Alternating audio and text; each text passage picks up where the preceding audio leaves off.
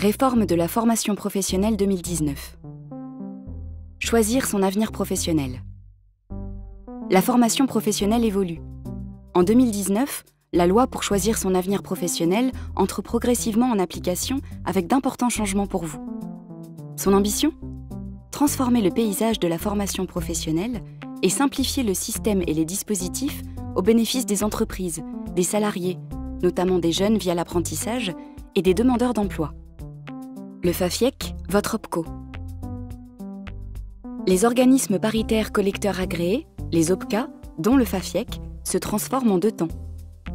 Au 1er janvier, les OPCA deviennent OPCO pour opérateurs de compétences.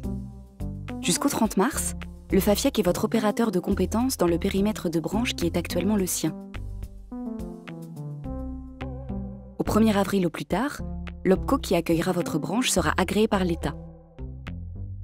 Si ces missions vont être redéfinies, l'OPCO de demain conserve l'expertise de votre ancienne OPCA sur l'emploi, la formation, l'apprentissage et les métiers de sa branche.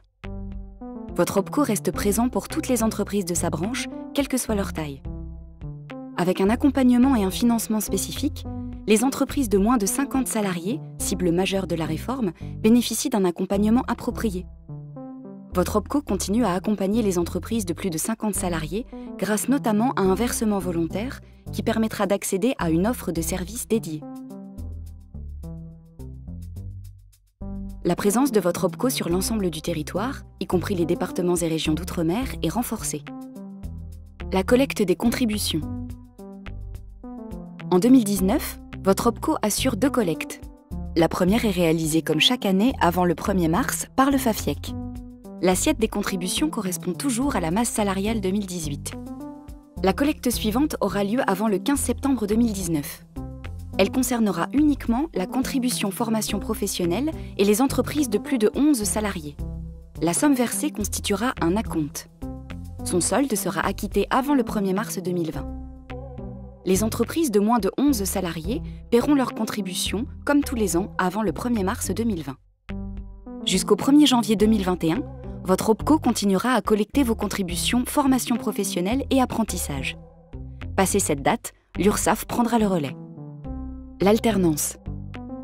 Guichet unique pour la formation professionnelle et l'apprentissage, votre OPCO devient l'unique interlocuteur alternance.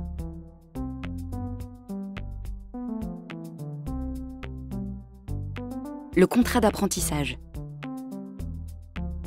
La loi prévoit des nouveautés concernant l'apprentissage destinées à le rendre plus attractif pour les jeunes et plus simple pour les employeurs.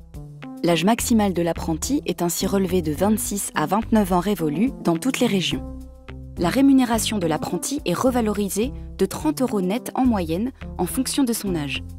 Une aide unique à l'apprentissage se substitue aux aides existantes au bénéfice des entreprises de moins de 250 salariés pour les niveaux de formation équivalents au maximum au bac. Les règles encadrant la mobilité des apprentis français à l'étranger sont assouplies, tout comme celles encadrant l'accueil des apprentis européens en France. Jusque fin 2019, les chambres consulaires continueront à enregistrer les contrats d'apprentissage. Le 1er janvier 2020, vos démarches administratives seront simplifiées. C'est votre OPCO qui assurera à la fois la validation du contrat et son financement. La période de professionnalisation.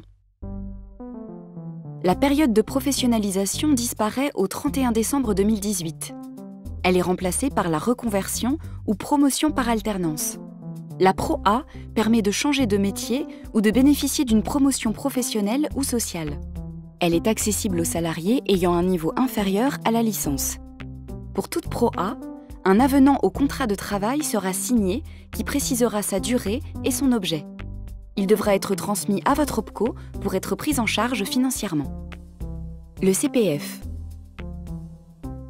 À compter du 1er janvier 2019, les comptes personnels de formation ne sont plus crédités en heures de formation, mais en euros. Les droits individuels à la formation acquis dans le quota d'heures CPF sont aussi monétisés. Les formations éligibles au CPF sont réunies dans une seule liste d'actions de formation, les actions de validation des acquis de l'expérience, les bilans de compétences et le permis de conduire peuvent également être financés par le CPF. Une application mobile verra le jour au second semestre 2019. Elle permettra à tout détenteur d'un compte de choisir, s'inscrire et valider sa formation.